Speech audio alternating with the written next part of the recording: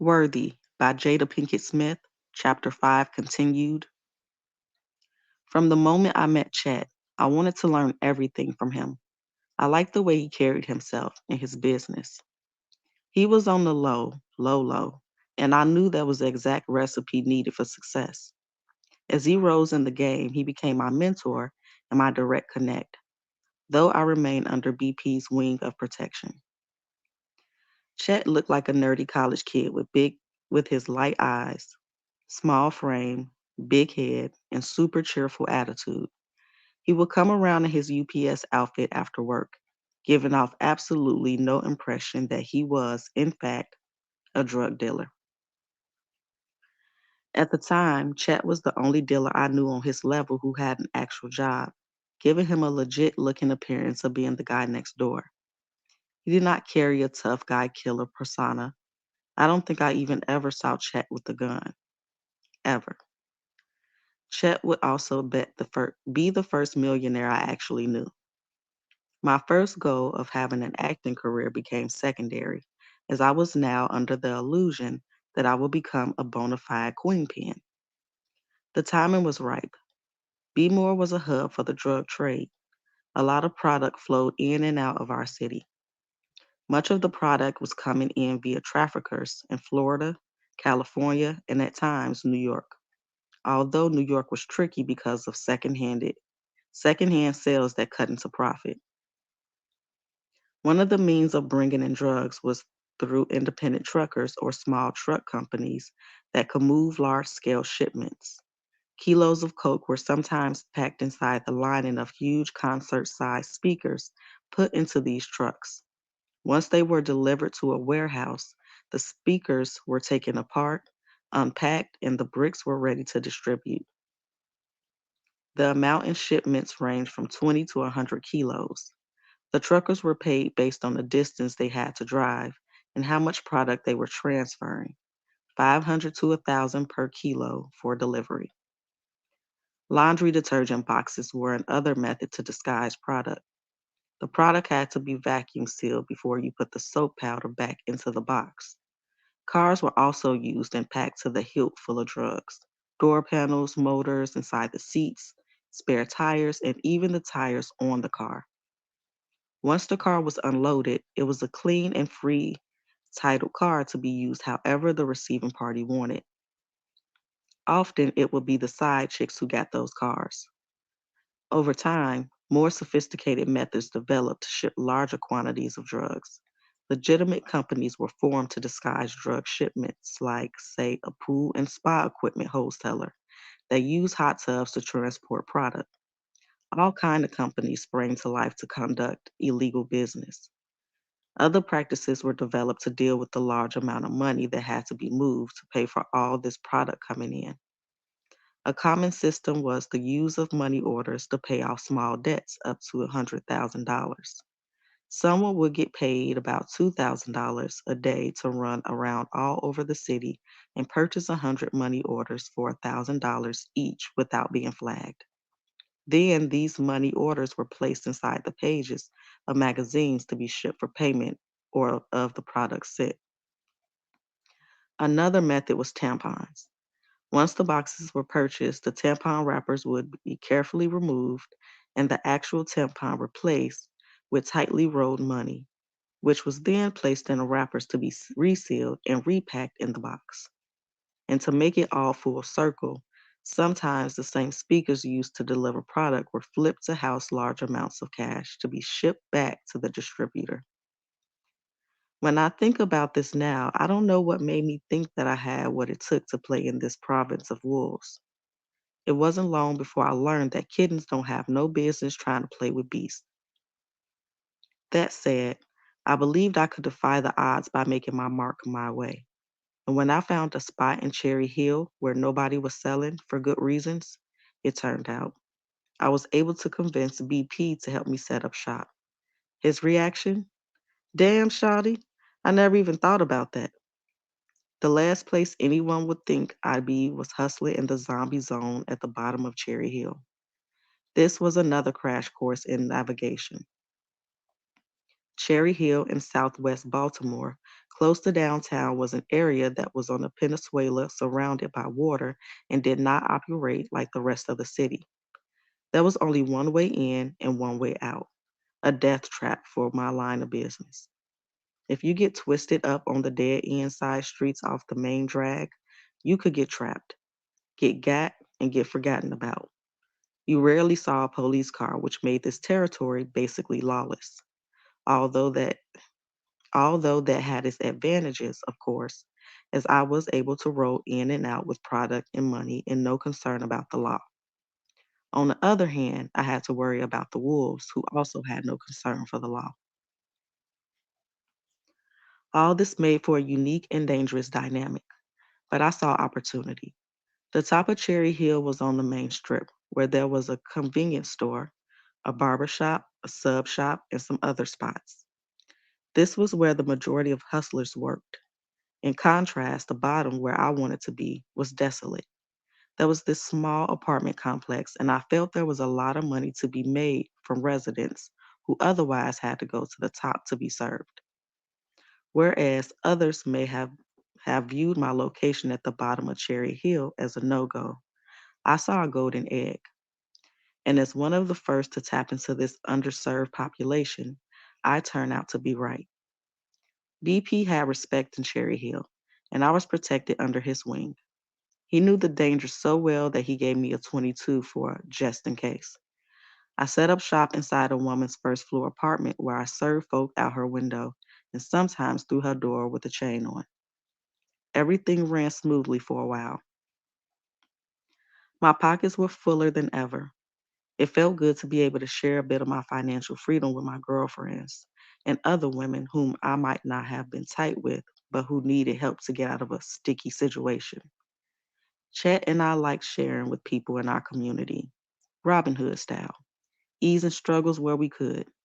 Sometimes we would be in the supermarket and notice a single mother with children or an elderly person alone and straight out pay for all their groceries just because we could.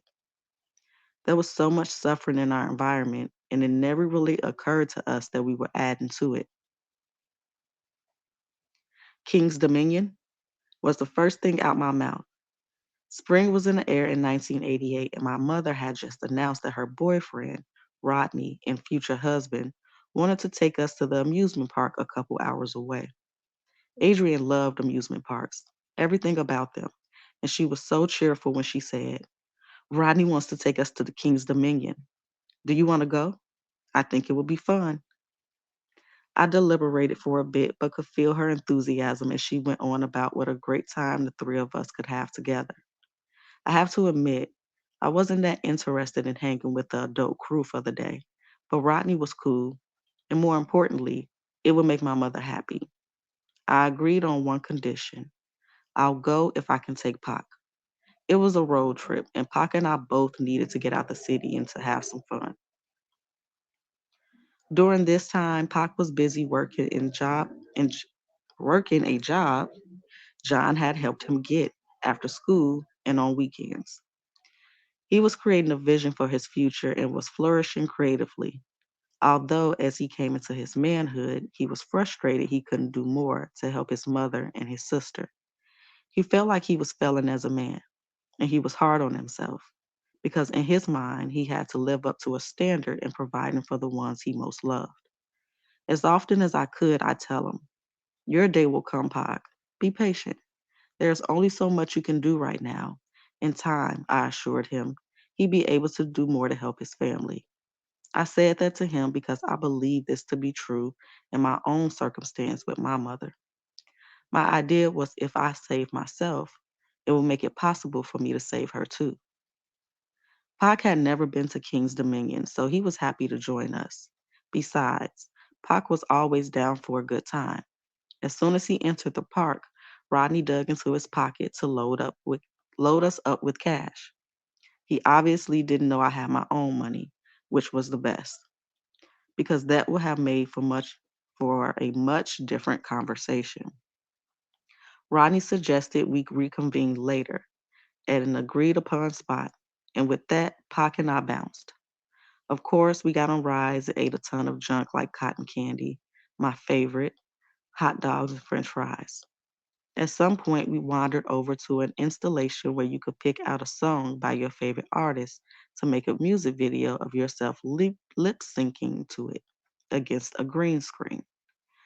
Pac, we got to make our own music video. We got to do one, I said excitedly. He looked at the list of artists, all pop stars. Pac was hesitant. They don't have no black people? I scoured the long list. Hold up. They have Jazzy Jeff and the Fresh Prince. Where? Skeptical, Pac looked again. I pointed. Here. Parents just don't understand. Pac smiled. The only rappers on here. Damn. I don't know all the lyrics to the song. Do you? I shrugged, saying nope, but parents is cool. We know enough to fake it. My thing was, any chance I had to perform, I took it. And that day I also had an opportunity to have it on tape. Pac was feeling a little self conscious because he didn't know all the lyrics. It had already been established that I couldn't rap, so I had the easy job. All I needed to do was be his backup dancer. We went back and forth, but he finally gave in, and the rest is history. The universe loves to sprinkle prophetic teasers into our lives all the time. Not in a million years would I have dreamed that I had just made a video lip syncing the brand new hit song that will go on to win a Grammy as one of the first in a newly created Best Rap Song category. Not in a million years would I have dreamed that, and the Fresh Prince and I will become very well acquainted. And I never would have imagined that this video would become a tangible memory of the last time Pac and I were simply kids together. One morning, a very short time later, without warning, other than the knowledge that there were difficult struggles within Pac's family life, I arrived at school, went to my locker, and found a letter from him in which Pac broke the news that he had left for California. I will come to find out he had gone to Donald Hickens' day before to try to find a way to stay. Pac kept this whole dilemma from me. His exit was abrupt, very abrupt, and that made me worry. Although he assured me in a letter that he was okay and that he would be in touch with me soon, my deep concern for his well being overshadowed the fact that he had gone from Baltimore for good. When we finally spoke, he let me know that he was okay. He was moving around from place to place, but he was safe. He got me up to speed on the why, but it was complicated. He did his best to ease my hurt feelings about his sudden departure and my desire to make shit right for him. I hated the fact that I was absolutely powerless to make his life easier. Pac gave me addresses and numbers for whenever I needed to reach him in Marin City, out in the Bay Area of the West Coast, and kept talking about how he thought I would love Cali and how he wanted me to visit. I promised I would and meant it. Most of our conversations ended with a familiar refrain of his, hey, don't get into no stupid shit. I don't want to have to jump back on the bus to Baltimore Square. He said like the world was an easy place when we both knew it wasn't, just to reassure me that no matter where he was still willing to hold me down. I wouldn't give myself the room to feel his absence. I had to keep it moving. I just kept on stepping deeper and deeper into the shit that I believed was going to be my way out of it all. It's a warm Friday night in late spring 1988 that begins with Ramsey and me on North Avenue at a corner liquor store. Ramsey is a senior at BSA and about to graduate. We're looking to kick it as much as possible before she goes off to college. So the plan is to get a bottle of peach schnapps and head down to the harbor and hang.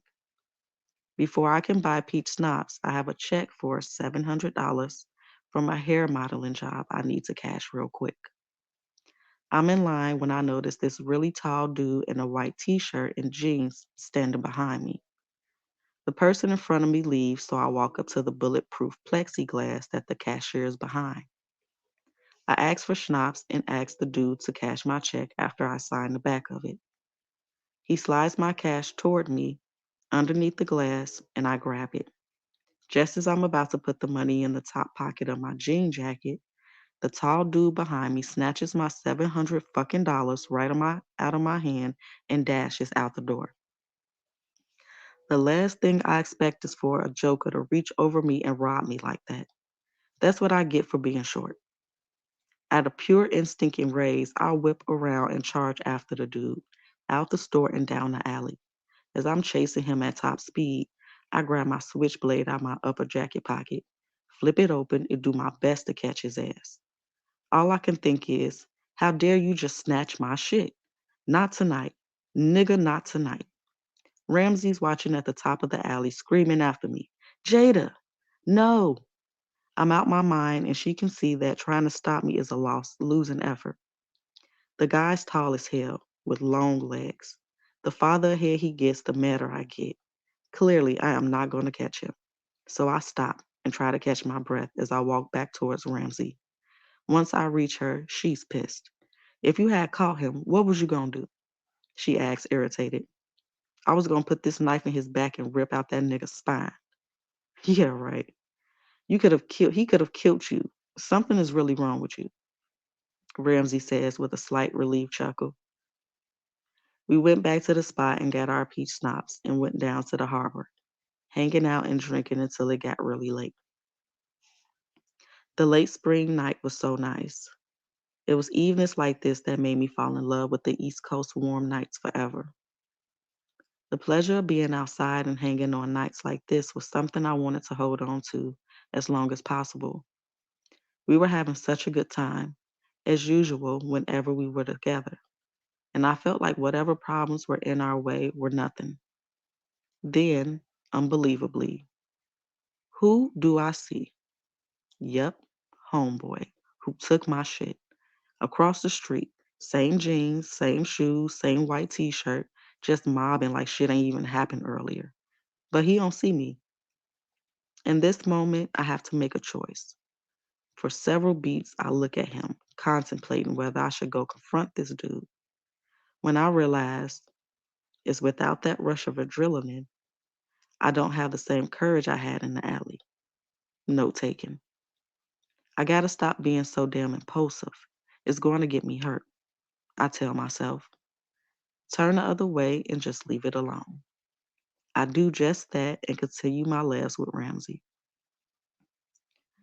Despite the earlier events, this night gave me a lasting memory of the carefreeness of my youth. In the midst of everything, with the overt violence and the undertow, there was beauty, love, and deep friendship among all these lessons I was learning at the University of the Bmore Streets, advanced. And considering all the other choices and circumstances that lay ahead for me, this was a very good Friday night in the city where you had to be more careful because you were in Murderland now, not Maryland. Welcome. Find your tribe, love them hard. Anonymous. I'm so grateful for all the supportive, meaningful friendships I have had in my life, with women and men alike. Being my mother's only child, I feel blessed to have found so many sisters and brothers in friendship who genuinely love me and look out for me. They have made sure I haven't had to walk the dramas of life alone. These kinds of friendships are not always a given. Many times we can give more attention to the people who cause us drama than to those who want to assist in our peaceful well being.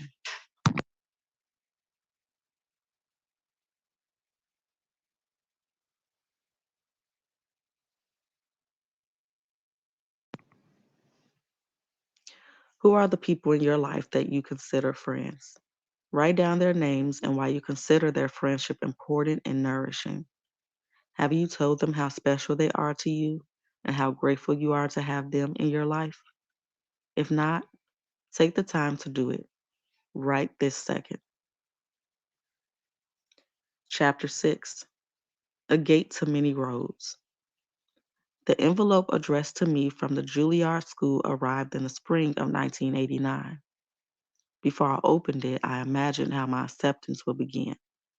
We are pleased to inform you. Then it would present the next step for passing through this all important gate to adulthood. The Juilliard School was and is the mecca for college level conservatory performing arts training. And if you ascended into the ranks of the chosen ones there, that meant you were the real deal. At the audition, I was super confident I'd be accepted. Then I decide whether I would attend. Part of that confidence came from winning talent shows, dance battles, my training at BSA, and getting every professional gig I had ever auditioned for since I was 8 and had landed a place in the ensemble of Baltimore's ballet's production of the Nutcracker Suite. In my senior year, I was cast in a professional production of August Wilson's Joe Turner's Come and Gone at Baltimore Center Stage to play the part of Zonia, a young girl wanting to find her mother but not wanting to be separated from her father. What I most loved about acting was bringing a character to life by finding a part of myself that I could draw from. Besides that, I love August Wilson as a playwright. He and Sam Shepard were among my favorites, different as they were.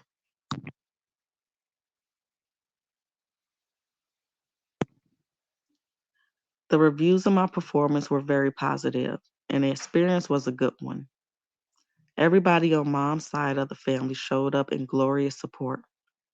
By now, my Aunt Karen and her family have moved in with my grandfather Gilbert to take care of him.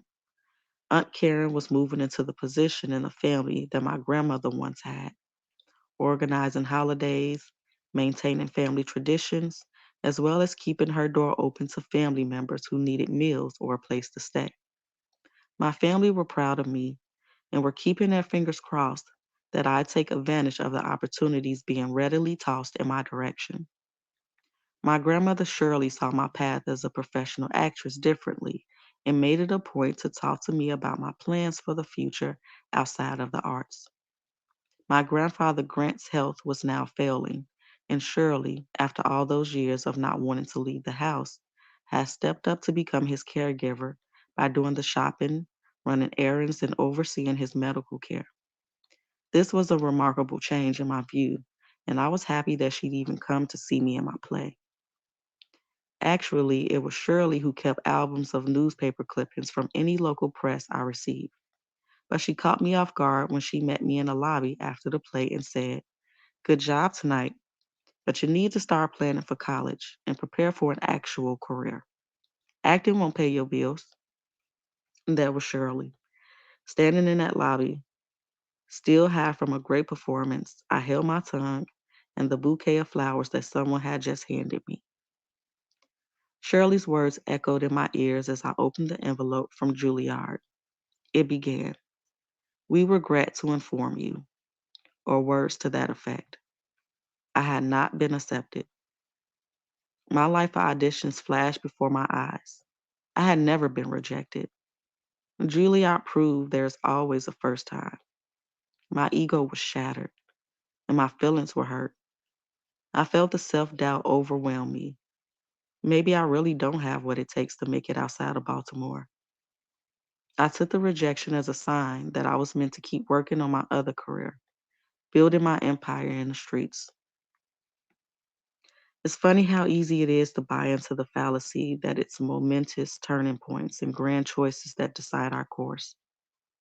Sometimes it can be one small action, even one taken by someone else, nudging us this way or that, that makes all the difference.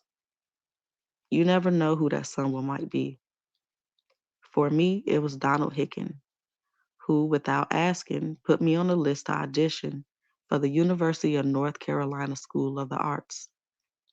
The faculty from North Carolina, like many of the performing art college programs, actually came to our school to hold auditions and select talent for their freshman class. In the nicest way possible, I told him thank you, but that's not the school for me. He wouldn't take no for an answer. Donald Hicken gave me all the reasons that he was a fan of UNC School of the Arts in Winston-Salem, telling me that it was in league with the other top performing art programs like Juilliard, Yale, Carnegie Mellon, and so on. In his opinion, I was a triple threat. I could act, dance, and sing, and a conservatory training would give me a launch into a serious career. Besides, Donald had seen enough to know that I needed to get out of Baltimore. He knew I was in trouble. Even though I was scared I'd be rejected again, because by now I truly believed I had no talent, I finally agreed to audition. It was hard to say no to Donald. I decided to audition with one of my favorite monologues from Antigone, when she must plead for the right to bury her brother. I had done it countless times in class, and I knew it like the back of my hand. Donald had worked me to death on it in monologue class, helping me to fine tune every moment. That drama department at BSA had brilliant teachers, and I have yet to meet their equal. When the day came, unfortunately, Donald had to provide one last push to me in the room to audition. I tried to make an excuse for why I shouldn't audition. Donald, I don't want to waste anybody's time. I'm never going to school in North Carolina. Jada, you have more talent in the tip of your pinky finger than most people have in their whole bodies. You don't want to see where that can take you? What are you going to do here? Huh? Keep running around with your friends, not giving yourself a real opportunity to do something with your life? Donald was at his wits' end, so I sauntered my reluctant 17-year-old ass into the room and auditioned. Donald was relieved. He'd done his job. The rest was up to me. It cannot be overstated how much my mind was completely and resolutely made up. Winston-Salem could have been on the planet Mars for all I knew or cared, because I was not going there. I was not going to give control of my future to anybody. I was in these Be More streets and I was going to make my mark. Keisha was the first person to really call me out on the choices I've been making. She knocked me off my high horse a bit. This had been building for a while. I could feel a growing rift between us. To smooth things out, I took her to a fancy seafood restaurant and bought along a gift as an olive branch, a piece of jewelry, something I bought from a local jeweler. We both love jewelry. I really believe my gift would close the distance and ease whatever tension was between us. When I handed her the present, she sadly sighed and took a beat before opening. To my shock, she was not impressed in the least. Instead, she had an air of disappointment and fear. I can't take this, she said, and handed the gift back to me. I shifted uncomfortably in my chair, knowing exactly why. What are you doing, Jada? She asked. That was not a question I was ready to answer. Keisha went on to tell me how she couldn't understand why I was throwing my life away and that I was going to end up in jail or dead. I wasn't ready to make a change, but I didn't forget what she said. Apparently, I needed a bigger warning. That reality hit me right before graduation when when we all received devastating news about one of our beloved classmates and my friend, Isha Moses. She was such a light, so sweet and funny, and suddenly she was gone. She died in a car accident, coming home from a weekend trip with her boyfriend. That was a cruel blow and evidence that things out of our control can take a fatal turn. It seemed so unfair and random. Her death made me take a closer look at my choices. The fact that I graduated was a miracle. My attendance record for academic classes was so disastrous. I had to do a lot of begging. My diploma was more or less a gift that came with the understanding that I had potential if I would apply myself to positive endeavors. And as the summer moved on, I saw exactly what a positive endeavor was and what it was not. One night, on my way to go skating at Painter's Mill, dressed to a T, my pockets loaded with cash and a bunch of jewelry on, I went on a quick run to Cherry Hill. I never went to Cherry Hill laced like that, but I didn't worry. I wasn't planning to be there longer than 15 minutes to drop off some product. While I was there, a dude whom I had previous bad dealings with and promised myself to never serve again came to the door saying he was looking to buy. Suspicious, I say through the door. Show me your money.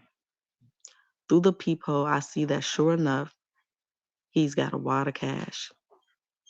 All right, hold up. And I turn to make sure I've got the amount of product requested. Once I have it in my hand, I open the door, leaving the chain on to make the transaction.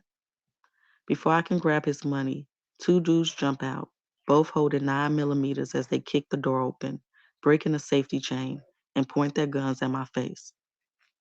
In terror, I fall back into the recliner. I'm usually posted in and pee my pants. One of the dudes presses closer to me and points the nine to the middle of my head. The woman who lives there in a similar terror hides under a small round dining table as the second dude starts to scour the apartment. Take off your jewelry, says the dude with the gun to my head. He is so cool about it that it terrifies the hell, and pissy pants and all. I'm just reading what they got here, y'all. It's some errors. Um, Terrified as hell and pissy pants and all, can't help but talk shit. As I'm taking off my bracelets, I jabber. Why are you fucking with me? Oh, so you want to take my little bit of shit? This dude is not paying me a bit of mine as he looks over his shoulder at his homeboy who's searching for any other stash I might have there. He yells, You see anything? Nah, his homeboy yells back. He looks at me, icy as hell. I want all the drugs and all your money. I dump my pockets of cash and give him all the product I have on me. He takes it and some of the jewelry I've already taken off. I want it all. Even those, he looks down at my ankles and the gold chains wrapped around them.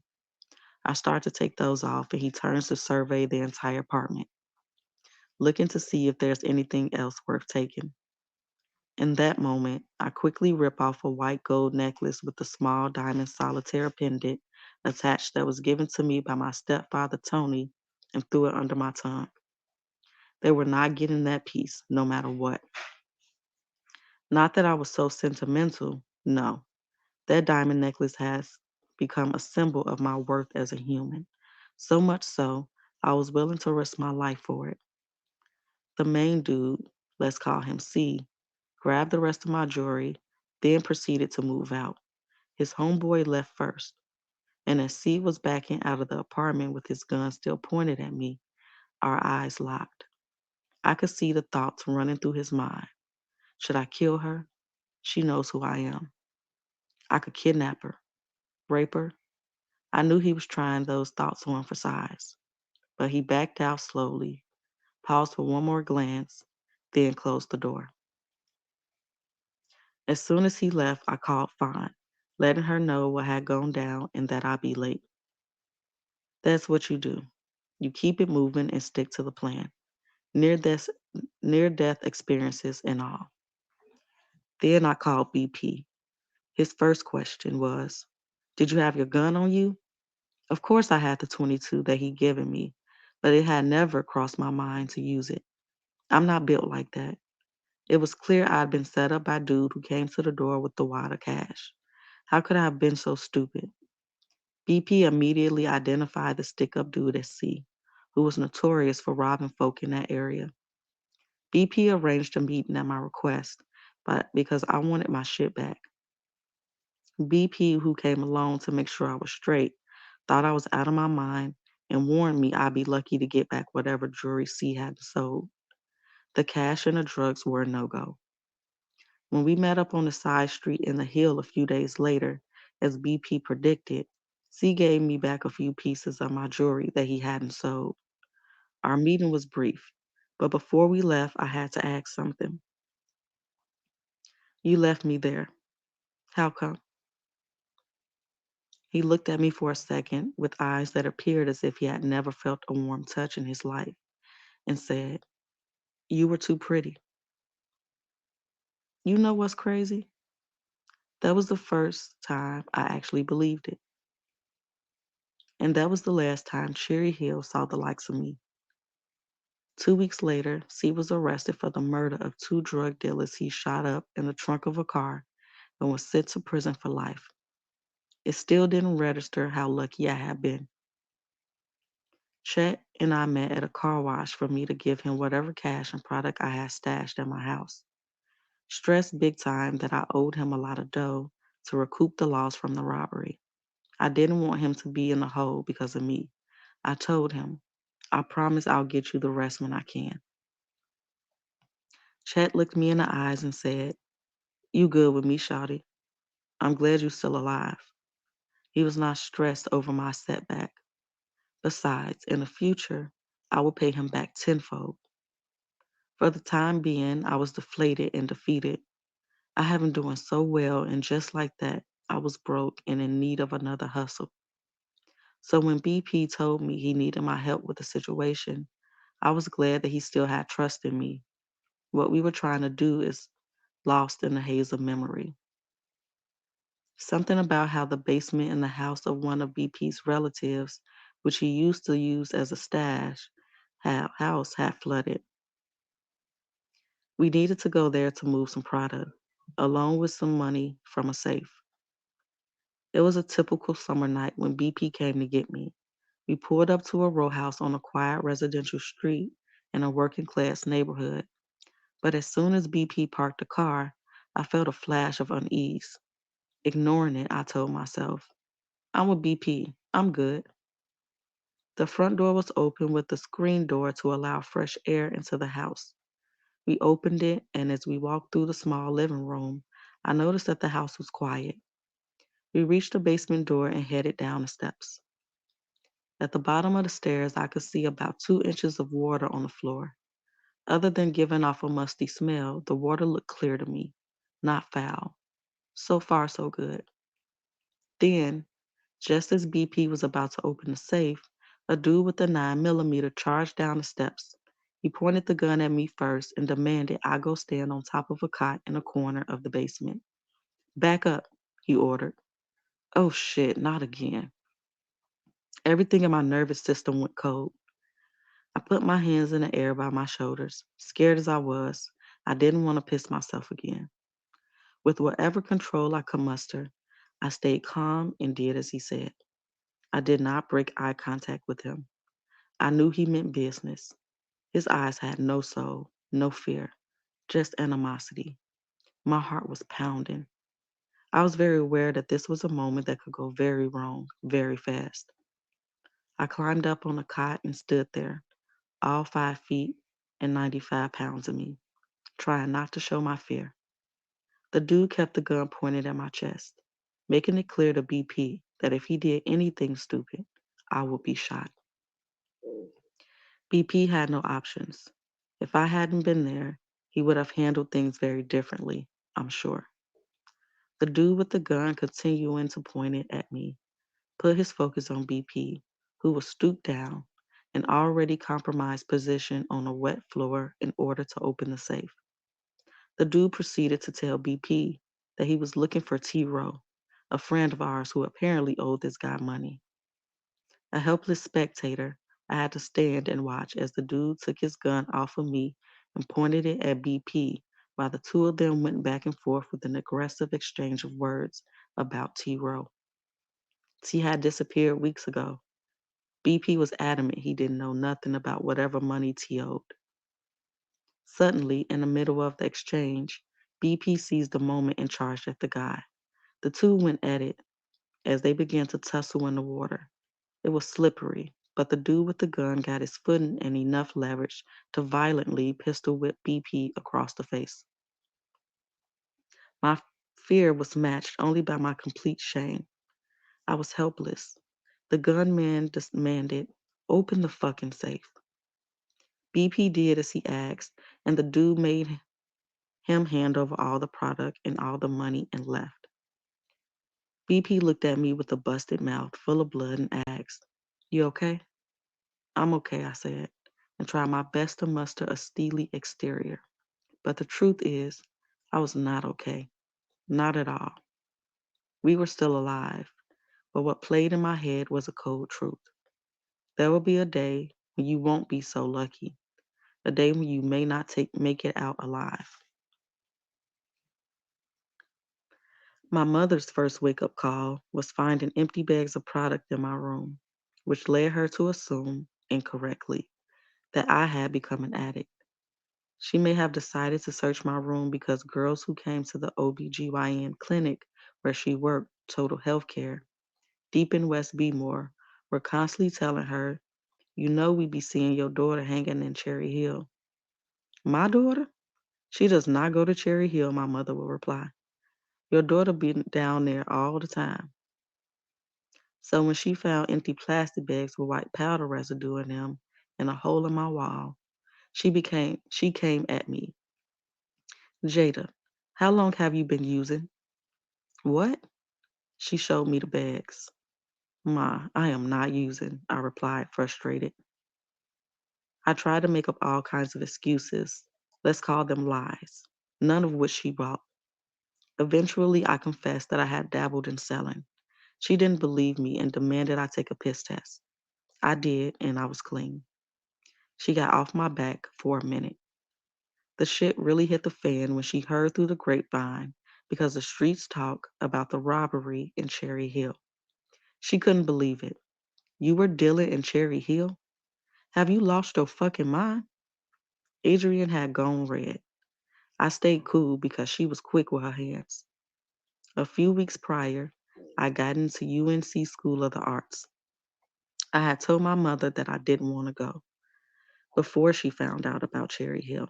She was patient with me around my hesitation. With this new information, the patience was gone.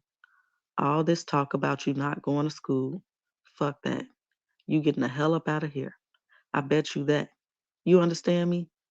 I had my stoic whatever expression on my face. Adrian stepped over to me and snarled through her teeth. Play with me if you want. I'll take your ass out on that concrete. With this, I needed to pull back and get myself in respectful alignment. I had promised myself that there would never be a day when my mother and I had a physical fight. I humbled myself quick. Adrian was no longer in a cheery time to go to college mode. Start packing your shit now. School was to start in 2 weeks, but after a college loan, I still needed $1,500 to go. In the not too distant past, I could have paid that money, no problem. I could have collected the money from all the dudes I knew with a snap of a finger. I refused. I wasn't going out like that. Besides, I was hoping the money wouldn't come through and I wouldn't have to go anyway. But of course, Adrian rose to the occasion and found the money.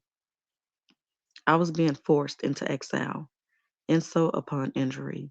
I wasn't allowed to take my car or have one on campus as a freshman. I procrastinated on packing until the night before I was supposed to leave. You listen to me. Pack your shit and be ready to go in the morning. I'm not playing with you. The next morning, despite my resistance, I packed up my stuff and got in the car. There was no need for tearful goodbyes with my closest friends. In my mind, I'd be seeing them next weekend. I didn't say a word the entire 6 hour drive to North Carolina. Mom, Rodney, and I sat in silence. But the closer we got to Winston-Salem and the more relaxed I felt. I could feel some peace in a slower tempo. I thought about my last conversation with Chet when I told him my mother was getting me the F up out of B more. Chet was on the come up, and I was mad I was going to miss out. I thought we were going to be Bonnie and Clyde. Shawty, Chet said, laughing. I'm sad you're going. Then he went on. I'm happy for you too. You do need to get up out of here. I could see in his eyes he meant it. Maybe Chet was right. Maybe it was time for me to just be a theater student on a straight and narrow. The closer we got to the school, the more willing I became to let it all play out. For many reasons, UNC School of the Arts was exactly where I was supposed to go. For starters, it turned out that the Mia Pitts, one of Fawn's best friends and a dance major at Baltimore School for the Arts, was a sophomore there. We hadn't been tight back at home, but in our new setting, we struck up a close and lasting friendship. Mia was chocolate brown and fine as hell, with thick bow legs. She talked unlike any black female I had heard before, with a proper, upbeat manner. She didn't sound like she was from Bmore at all. People, people often mistook her proper speak for softness. Those folks will be a most unpleasant surprise because Mia had no problem throwing hands, going from 0 to 100 in seconds. She was not to be tampered with, especially when she was prancing down the halls of her dorm in only patent leather high heels and a G string, preparing for our night out. I witnessed her mop a chick up real quick in that get up one night, after the girl came for Mia one too many times. Mia liked to go, like me. And that's exactly what we did all through my only year in college. We go to parties, clubbing, to homecomings, on road trips to Greek Fest, to concerts nonstop, without missing a beat at school. Mia would work later in professional dance companies, eventually landing in Hollywood in the 1990s to make a name for herself before I asked her to work with me. We had been in college barely a minute when she talked me into going to our first of countless weekend road trips. A 6 hour drive was nothing to us, nothing to get us both up to Baltimore on a Friday and back to Winston-Salem on a Sunday. The beautiful part of the experience we had in North Carolina is that I could be on the go as much as I had ever been, but without the dangers that I met at home. Don't get it twisted, the streets of North Carolina and the hustlers who kept them found me, and I had opportunity and temptation. But I got focused on becoming a theater arts student on the straight and narrow. Besides, my housing and food were basically covered, so why not be broke and make the best of being a college student? I was starting to like it. I hadn't been in North Carolina long before I had a pep talk from Pop. I'm proud of you. Stay focused on school. If you need something, you let me know. Don't get stupid down there. I'll send you a little something whenever you need it. Nah, I'm cool, I always tell him, because I didn't want to ask him for a thing, but it never failed. After every conversation we had, I would end up getting some cash in the mail from him. How the tables had turned. At this point, Pac was moving and shaking in different kinds of ways. He was doing his thing and was excited to be making some real nice connects as far as the music went. He was on his man game, and he was feeling good about it. And soon he'd be rolling with Digital Underground, which would change his life. I kept my word, as hard as it was, to become an all around good girl. Thank goodness I met Tone, who was a year younger than I was. He grabbed my attention and kept it. He was a trumpet player, and it was through him that I fell in love with jazz. He introduced me to John Coltrane, Sarah Vaughan, Wynton Marsalis, Branford Marsalis, Billie Holiday, and so on. He was well studied in the arts, which fed my curiosity and new desire to be cultured. Eventually, Tone will become, or is it Twan, will become a highly respected jazz trumpet player. I loved that he was such a serious musician, but I hated competing with that trumpet. This new environment inspired me in ways I never expected. Everyone around me had a passion and was focused intensely on it. There were not a lot of Black students at school, but the ABA, the Association of Black Artists, had been formed in order to ensure that the needs of Black students were recognized. Mia and I helped to organize a fashion show fundraiser for ABA. We were able to get clothes from the happening local store and managed to pull off one grand event, and it was fabulous, Winston-Salem style. The theater department was reminiscent of BSA, yet the serious ambition of my classmates was new. They seemed to understand that there was more than luck and charm required to make it in the real world of show business. It was beginning to dawn on me that hustle had many applications.